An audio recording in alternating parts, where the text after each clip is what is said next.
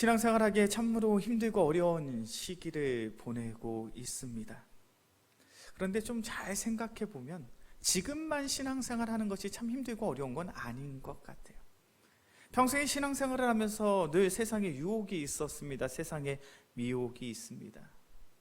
세상에 죄악된 것들이 우리를 항상 넘어뜨리려고 호심탐탐, 우리의 가장 연약한 순간을, 우리의 가장 나약한 순간을, 세상의 것들이 우리를 유혹하고 미혹했던 일들이 한두 번이 아니셨을 것입니다.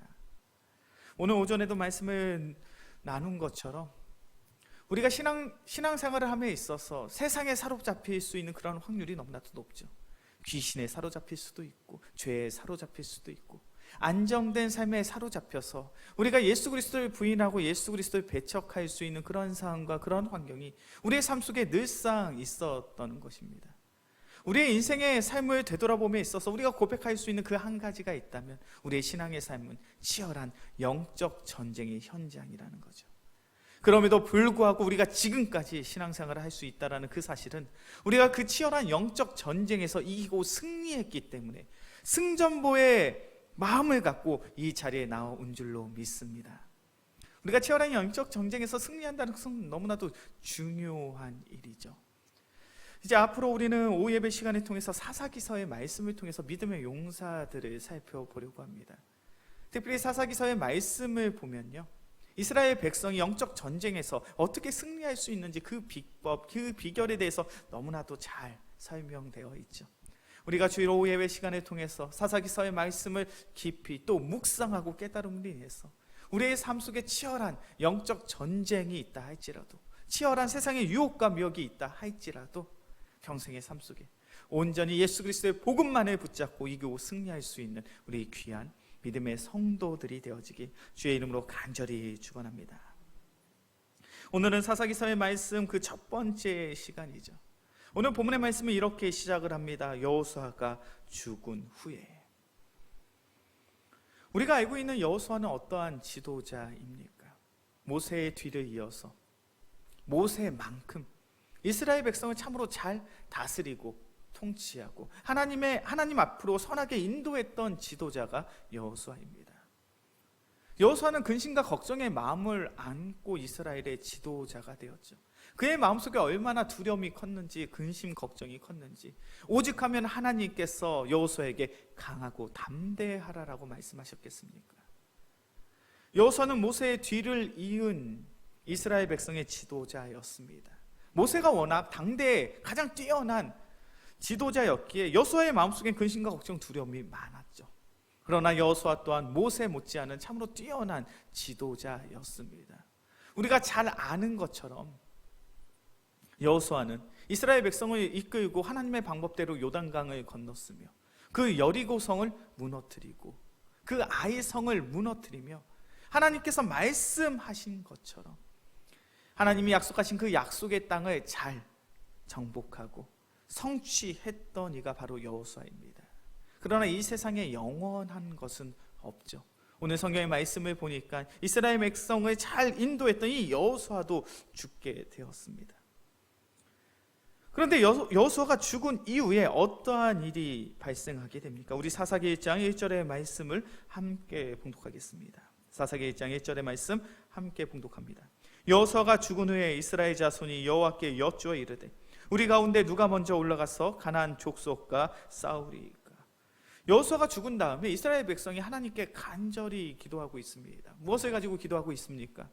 이제 어느 지파가, 어느 백성이 먼저 올라가서 저 가나안 족속과 싸워야 됩니까? 이스라엘 백성은 이제 다시금 전쟁을 준비하고 있습니다. 이 전쟁을 이렇게 전쟁을 준비하는 이유가 어디에 있습니까? 바로 하나님께서 말씀하신 그 약속을 성취하기 위해서죠. 하나님께서 이스라엘 백성에게 말씀하셨습니다. 저 적과 꿀이 흐르는 약속의 땅을 너희가 성취하고 너희가 정복하여라. 그리고 모세를 통해서, 그리고 여호수아를 통해서 이스라엘 백성은 가나안 땅을 정복해 나갔죠. 그러나 여호수아가 죽은 이후에도 여전히 이스라엘 백성이 정복해야 될 그 땅이 있는 것입니다. 여호수아가 죽은 이후에 이스라엘 백성은 그 사실을 잊지 않고 있는 거예요. 여호수아가 죽었음에도 불구하고 그것으로 하나님께서 허락하신 그 사명이, 그 비전이 끝난 것이 아니라 여전히 성취되어야 돼. 여전히 이루어져야 될 하나님의 뜻이, 하나님의 사명이 분명 이스라엘 백성에 있더라는 것이죠. 오늘 본문의 말씀 속에서 우리가 깊이 묵상해야 될 것은, 이스라엘 백성은 여호수아가 죽은 이후에도 여전히 하나님이 그들에게 주신 그 사명을 붙잡고 있으며 그 비전 따라 하나님의 말씀에 순종함으로 살아가고 있다는 겁니다. 이것이 얼마나 중요한 은혜이고 은총인지 몰라요. 뛰어난 영적 지도자가 죽었습니다. 그것은 또 다른 위기를 초래하는 상황과 환경이 될 수 있습니다. 이스라엘의 역사를 보면 남유다에 요아스라는 왕이 있습니다. 이 요아스는 이스라엘을, 남유다를 총 40년 동안 다스렸던 왕이에요. 이 요아스 왕은 특별히 어떤 왕이었냐면 선정을 베풀었던 왕입니다. 우상 숭배로 훼손된 성전들을 보수하고 왕과 백성들이 다시금 하나님 앞에 돌아올 수 있도록 신앙을 회복하는 개혁 운동을 일으켰던 왕이 바로 요아스 왕이에요. 그런데 이 요아스 왕이 노년에 돌변을 합니다. 역대하 24장 18절의 말씀인데 제가 봉독합니다. 그의 조상들의 하나님 여호와의 전을 버리고 아세라 목상과 우상을 섬겼으므로 그 죄로 말미암아 진노가 유다와 예루살렘에 임하니라. 이 요아스 왕은 40년 동안 이스라엘을 통치했는데 그 통치 초기에는 참 하나님 앞에 선했던 왕이에요. 우상 숭배로 훼손된 성전들을 보수하고 왕과 백성들이 다시금 하나님 앞으로 돌아설 수 있도록 그 신앙을 회복하는, 신앙을 개혁하는 운동을 했던 그 왕인데, 그 왕이 노년에는 다시금 하나님의 성전을 버리고 우상을 숭배하며 그 죄로 말미암아 유다 백성들이 하나님 앞에 범죄하는 그러한 잘못을 범하게 하는 그런 죄를 짓게 되었습니다. 이 요아스 왕이 왜 이렇게 돌변하게 되었는가? 요아스 왕이 이렇게 돌변할 수 있었던 이유는 대제사장 여호야다가 죽었기 때문이에요. 당시 이스라엘 백성의 대제사장인 여호야다는 영적인 지도자였습니다. 그렇게 이 요아스 왕이 어린 나이에 왕이 됐을 때 철저히 이 대제사장 여호야다의 선한 영향력을 받아서 하나님 앞에 온전히 세움을 받을 수가 있었죠. 그런데 이 여호야다 대제사장이 죽은 이후엔 더 이상 그런 영적인 선한 영향력을 이 왕이 받지 못하는 거예요. 그때부터 문제가 발생하게 됩니다. 하나님이 주신 사명은 있습니다. 하나님 주신 비전을 잃어버린 거예요. 하나님이 허락하신 그 믿음과 신앙을 상실한 채 세상 속에서 죄악된 삶을 살아가게 됩니다. 이것이 바로 좋은 지도자가 필요한 이유예요. 좋은 지도자가 있을 때는 그 백성이, 그 나라가 하나님 앞에 온전히 세움을 받을 수 있습니다. 그런데 그 좋은 지도자가 죽게 되어지고 그 좋은 지도자가 사라지게 되었을 때 그 나라는 얼마든지 세상 가운데 흔들리고 요동치며 하나님 앞에 범죄함으로 살아가게 되더라는 거예요. 오늘 본문의 말씀을 보면 여호수아라는 당대에 가장 뛰어났던 지도자가 죽게 되었습니다. 그런데 중요한 사실은 여호수아가 죽었음에도 불구하고 이스라엘 백성은 여전히 하나님이 그들에게 주신 비전을 바라보고 있고 하나님이 그들에게 허락하신 그 사명 따라 살아가고 있더라는 거예요. 이것이 얼마나 중요한 신앙의 원리인지 몰라요. 우리가 이 땅 가운데 신앙생활을 하면서 내가 잘하는 것이 분명 중요합니다. 내가 열심히 하는 것이 분명 중요해요. 내가 열심히 신앙생활해서 내가 은혜 받고 하나님 안에서 주님의 몸된 교회를 열심히 섬기는 것이 너무너무 중요하고 소중한 일입니다. 그런데 그것만큼 중요한 일이 있어요. 그것이 무엇이냐면 나의 다음 세대들에게 나 못지않은 믿음과 신앙을 계승하고 전승하는 거예요. 그런 관점으로 본다면 모세는 참으로 탁월한 지도자였어요. 왜 그렇습니까? 모세는 여호수아라는 뛰어난 후계자를 세웠거든요. 여호수아는 참으로 뛰어난 지도자였습니다. 왜냐하면 여호수아가 죽은 이후에도 이스라엘 백성은 여전히 하나님을 주목하고 있고 하나님의 말씀에 순종하고 있기 때문이에요.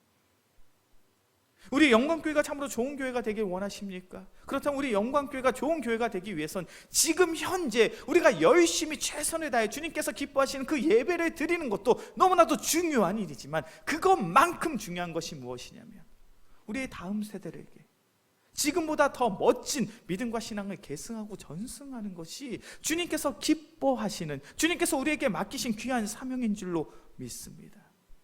그렇게 우리는 늘 신앙생활을 하면서 다음 세대를 묵상할 수 있어야 돼요.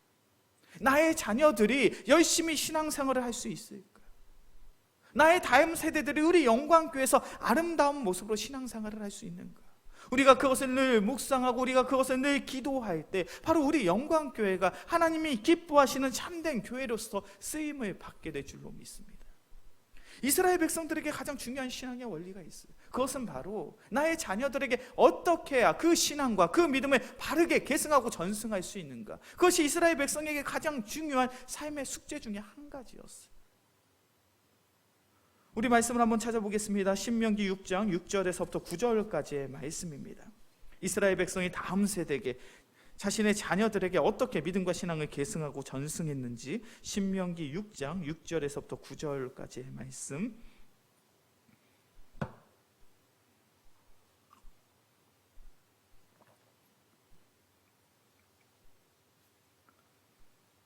신명기 6장 6절에서부터 9절까지의 말씀입니다. 함께 봉독합니다. 오늘 내가 내게 명하신 이 말씀을 너는 마음에 새기고 내 자녀에게 부지런히 가르치며 집에 앉았을 때든지 길을 갈 때든지 누워있을 때든지 일어날 때든지 말씀을 강론할 것이며 너는 또 그것을 내 손목에 메어 기호를 삼으며 내 미간에 붙여 표로 삼고 또 내 집 문설주와 바깥 문에 기록할지니라. 아멘.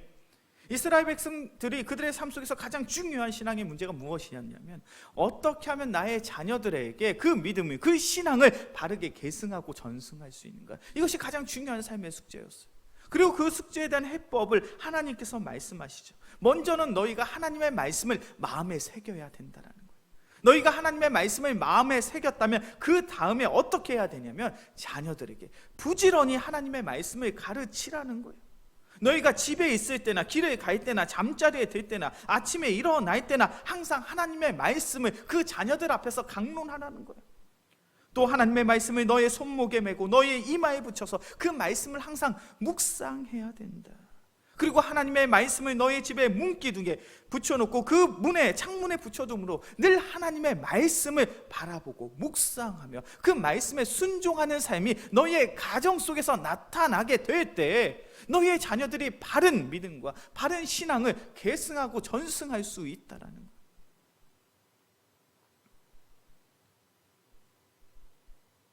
이 자리에 계신 우리 귀한 성도님들은 어떠한 모습으로 지금까지 신앙생활을 해오셨습니까? 아마 오후 예배 이 힘들고 어려운 상황 속에서도 이 예배 자리에 지키시는 분들은 나름대로 내가 최선을 다해 신앙생활을 하신 분들인 줄로 믿습니다. 내가 더욱 예배 자리에 사모해서 하나님의 말씀을 더 듣고 더욱 간절히 기도함으로 기도 응답들을 경험하면서 지금까지 한평생 여러 시련과 고난들이 있었지만 그 고난과 시련 속에서 묵묵히 하나님의 말씀에 순종하며 하나님의 영광을 위해 살아오신 우리 귀한 성도인 줄로 믿습니다. 그렇다면 제가 한 가지 질문을 드리고 싶어요. 나의 신앙의 삶은 그러한데 내가 나의 자녀들을 위해선 어떠한 열정과 어떠한 열심을 가지고 신앙생활을 했는가? 오늘 신명기 6장의 가르침처럼 자녀들에게 하나님의 말씀을 부지런히 가르쳤는가? 집에 있을 때나 길을 갈 때나 잠자리에 들 때나 아침에 눈을 떴을 때나 무시로 수시로 하나님의 말씀대로 살아가는 삶이 얼마나 복된 삶인지 그 말씀에 순종함으로 우리가 얼마나 놀라운 은혜와 은총을 경험할 수 있는지 그것을 자녀들에게 가르치며 계승하며 전승하는 그 복된 신앙의 삶을 잘 감당하셨냐는 거예요. 사사기 1장의 고백이 그것을 이야기하고 있습니다. 여호수아가 죽었지만 다음 세대인 이스라엘 백성들은 여전히 하나님의 비전을 바라보고 있고 하나님의 사명을 감당하고 있어요. 여호수아가 죽었음에도 불구하고 하나님의 언약의 말씀을 잊지 않고 하나님께서 정복하라 하신 그 땅을 향해 나아가는 이스라엘 백성들의 삶, 그와 같은 견고한 믿음과 신앙이 바로 우리의 다음 세대들에게도 동일하게 나타나야 될 줄로 믿습니다. 그것이 우리의 사명인 거예요. 그것이 바로 우리가 이 땅 가운데 가져야 할 신앙의 모습인 거예요. 그런 부분에서 우리 영광교회 유초동부가 참 저는 감사하고 참 자랑스럽다라는 생각이 들어요. 혹시 사진이 준비되어 있습니까? 좀 띄워주시면 좋을 것 같은데요. 예, 지난주 우리 유초동부 활동 사진이에요. 예, 어디에 있습니까 지금? 예, 텐트 속에 있습니다. 이상하지 않으세요? 쟤네들 예배 드려야 되는데 지금 텐트 속에서 지금 뭐 하고 있나? 지난주 활동이에요. 예배를 마친 다음에 텐트를 쳐서, 저 2개의 텐트가 있는데 1개 텐트는 제가 쳤습니다. 토요일 날 저녁 얼마나 열심히 쳤는지 몰라요. 왜 아이들이 텐트를 치고 저 텐트 안에 있으면서, 보시면 이제 그런 장면이 있어요. 텐트 문 주위에 빨간색 스티커를 붙이는 장면들이 있어요. 왜 저런 활동을 하고 있었을까? 지난주 유초동부 2부 활동이 무엇이었냐면 6월절을 체험하는 거였어요. 6월절을 경험하는 거였습니다. 6월절이 무엇입니까? 이스라엘 백성이 출애굽하기 위해서 10번째 재앙이 6월절이죠. 10번째 재앙은 우리가 잘 아는 것처럼 하나님께서 이스라엘 백성을 구원하시기 위해 애굽 땅에 장자, 태어난 첫 번째 모든 것들을 죽게 하시는 그러한 저주, 그러한 심판이 바로 하나님께서 내리신 10번째 재앙입니다. 그런데 그 10번째 재앙을 피할 수 있는 유일한 방법이 있어요. 그것은 바로 자신의 집에 문설주에 양을 잡아서 그 피를 바르게 되었을 때 그 하나님의 징계와 하나님의 심판이 넘어갈 수 있는 것이죠. 6월절이 바로 그러한 절기입니다. 피 흘림으로 인해서 하나님의 징계와 하나님의 심판을 피한다라는 뜻을 가지고 있죠. 구약시대 이 6월절이 무엇을 의미하시는지 잘 알고 계시죠? 구약시대 이 6월절은요, 신약시대에 넘어와서 예수 그리스도의 십자가의 대속과 구원의 모형이라고 이야기를 합니다. 구약시대의 6월절이 신약시대에 넘어와서는 예수님의 십자가의 구속과 대속하심으로 인하여 이루어질 그 하나님 나라의 완성에 대한 예표인 것이죠. 왜 지난주에 유초동부가 저런 활동을 했습니까? 아이들에게 6월절이 무엇인지를 체험시켜 주는 거예요. 아이들에게 6월절을 잊지 말라는 거예요. 그 6월절을 통해서 무엇을 기억하라는 것입니까? 바로 예수 그리스도의 십자가를 기억하라는 거예요. 우리의 사순절이 그런 의미를 가지고 있잖아요. 우리가 지금 사순절 기간에 보내고 있는 중요한 이유가 무엇입니까? 이 사순절 기간을 통해서 우리가 다시금 예수 그리스도의 십자가를 깊이 묵상하자는 것이죠. 그 예수 그리스도의 십자가와 그 죽음으로 말미암아 우리가 구원받았다는 그 사실을 다시금 깨닫고 그것에 감사하며 그것에 감동함으로 우리가 온전히 예배하고 찬양하는 것이 바로 사순절 우리가 가져야 될 신앙의 태도이잖아요.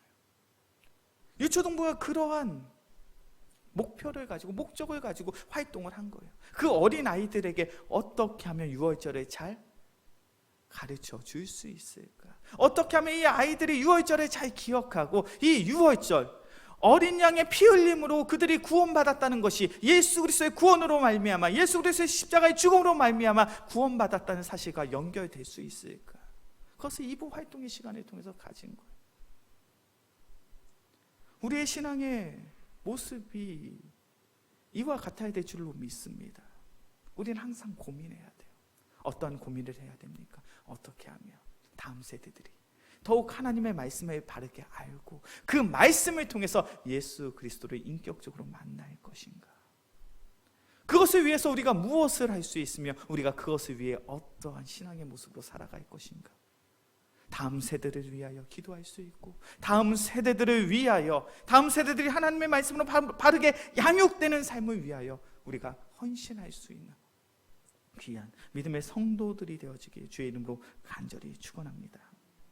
다음 세대에게 바른 신앙과 믿음을 계승하고 전승함에 있어서 중요한 신앙의 원리가 있어요. 그것은 바로 다음 세대가 하나님의 말씀을 바르게 알고 그 말씀에 순종하는 삶을 위해서는 서로 협력해야 된다는 거예요. 오늘 사사기서 본문의 말씀을 보면 이스라엘 백성이 가나안 땅을 정복함에 있어서 제비뽑기를 하게 됩니다. 하나님의 뜻을 묻는 것이죠. 하나님이 원하시는 지파가 하나님이 원하시는 그 땅을 차지하겠습니다라는 거예요.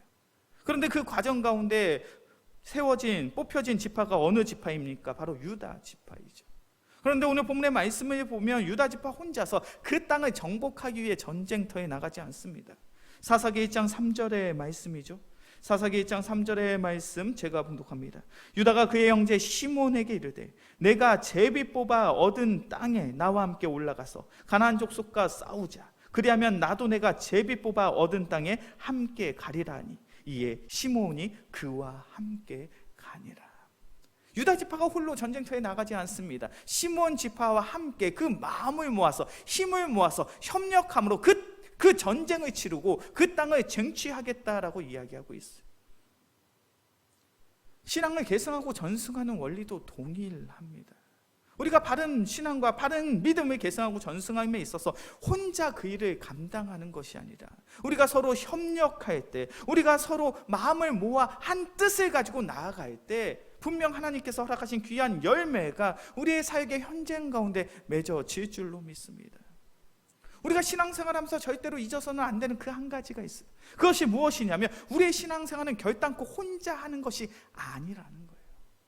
우리는 신앙생활하면서 간혹가다 그런 생각들을 가지고 할 수 있습니다. 나만 열심히 신앙생활해서 나만 은혜 받고, 나만 열심히 신앙생활해서 기도의 응답 체험하고, 나만 열심히 신앙생활해서 하나님이 주시는 복을 누리면 된다.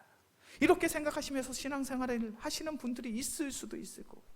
그런데 신앙의 원리가 무엇입니까? 신앙의 원리는 결단코 혼자 하는 것이 아니라는 거예요. 우리 말씀을 한번 볼까요? 전도서 4장입니다. 전도서 4장 9절에서부터 12절까지의 말씀입니다.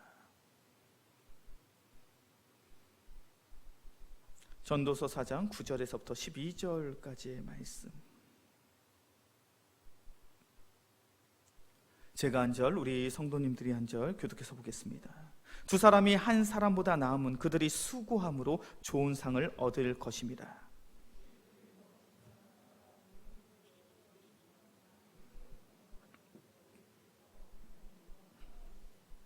또 두 사람이 함께 누우면 따뜻하거니와 한 사람이면 어찌 따뜻하랴.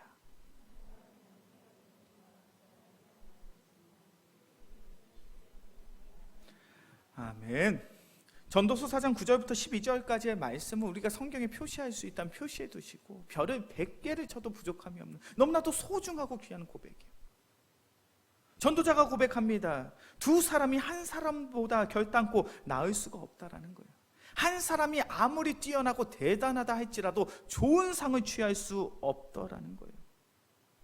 두 사람이 함께 누우면 따뜻한 온기를 느낄 수 있지만 한 사람은 결단코 그 따뜻한 온기를 누릴 수 없다라는 거예요. 한 사람이면 패하게 되지만 두 사람이면 맞설 수 있고 세 사람이 함께 한다면 결단코 쉽게 패배하지 않는다라고 말하죠. 이것이 바로 우리의 신앙의 원리인 줄로 믿습니다. 왜 우리가 신앙의 공동체 안에서 함께 신앙생활을 합니까? 내가 건강하고 내가 힘이 있고 내가 능력이 있을 때는 혼자서도 얼마든지 신앙생활 잘할 수 있을 것 같아요.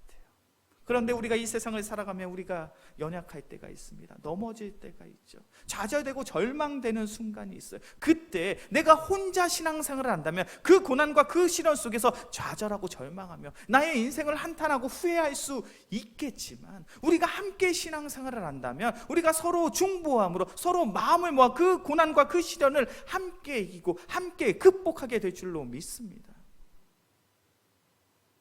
그것이 얼마나 귀한 은혜인지 몰라요. 내가 힘들고 어려운데 누군가 나를 위해 기도해주고 있다. 그리고 그 함께하는 기도의 능력으로 말미암아 내가 그 고난과 내가 그 시련과 내가 그 역경과 그 어려움을 이겨내고 극복해낼 수 있다.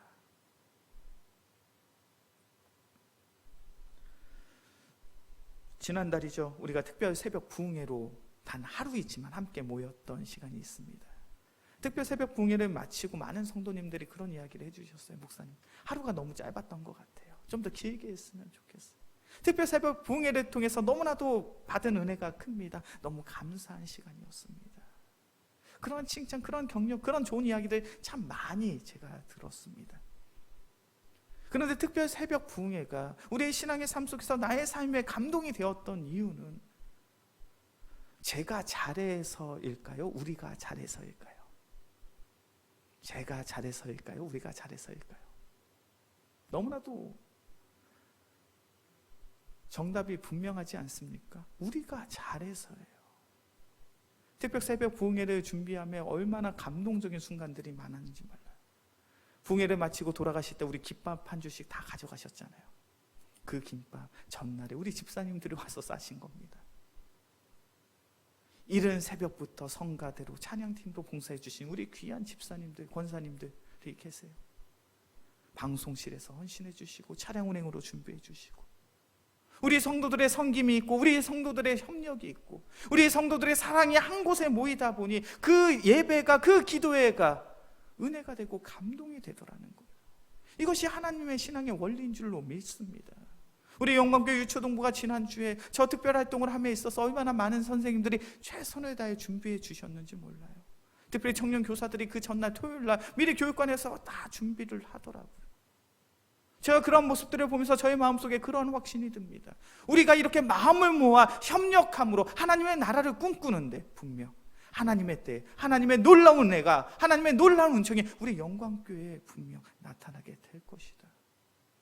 이스라엘 백성이 그들의 마음을 모아서 하나님이 허락하신 약속의 땅을 향해 진군해 나아가니 하나님께서 그 약속의 땅을 이스라엘 백성에게 허락해 주신 것처럼 우리 영광교회 성도들이 한 마음을 품고 서로 협력함으로, 서로 동역함으로 하나님이 허락하신 그 귀한 비전과 사명을 따라 나아갈 때 분명 하나님께서 우리에게, 그리고 우리의 다음 세대에게 더욱 놀라운 축복과 은혜를 분명 허락해 주실 줄로 믿습니다. 그것이 중요한 신앙의 원리인 거예요. 이제 우리가 앞으로 사사기서의 말씀을 보면서 다음 세대가 얼마나 중요한지를 깨닫게 됩니다. 지금 여호수아가 죽은 이후에는요, 이 다음 세들이 하나님의 비전, 하나님의 사명을 잊지 않고 약속의 땅을 잘 향해 나아갑니다. 그런데 여기까지 여호수아가 죽은 이후에 이 다음 세대가 끝난 이후부터 이스라엘 백성은 우상을 숭배하는 범죄가 지속적으로 나타납니다. 왜 그런 문제가 생깁니까? 다음 세대를 바르게 양육하고 바르게 훈련하지 못했기 때문에. 이제 말씀을 정리하겠습니다. 우리 영광교회, 하나님께서 우리 영광교회를 사랑하여 주사 소아동 이 땅 가운데 귀하게 세워주신 줄로 믿습니다. 우리에게 분명한 사명과 분명한 비전이 있죠. 지금 현재 우리가 할 수 있는 가장 아름다운 모습으로 주님께 예배하며 주님께서 맡기신 그 귀한 사명과 사명을 감당하는 것이 바로 우리 영광교회가 해야 될 가장 첫 번째 사역인 줄로 믿습니다. 그러나 그것에서 마치는 것이 아니라 우리의 다음 세대를 돌아보아야 될 줄로 믿습니다. 여호수아가 죽은 후에도 이스라엘 백성은 여전히 하나님께서 그들에게 주신 비전과 사명을 바라보며 나아갔던 것처럼 우리 영광교회 또한 하나님께서 허락하신 귀한 비전과 그 귀한 사명을 잊지 않고 나아갈 수 있는 하나님 보시기에 굳건한 믿음의 교회가 되어지길 주의 이름으로 간절히 축원합니다.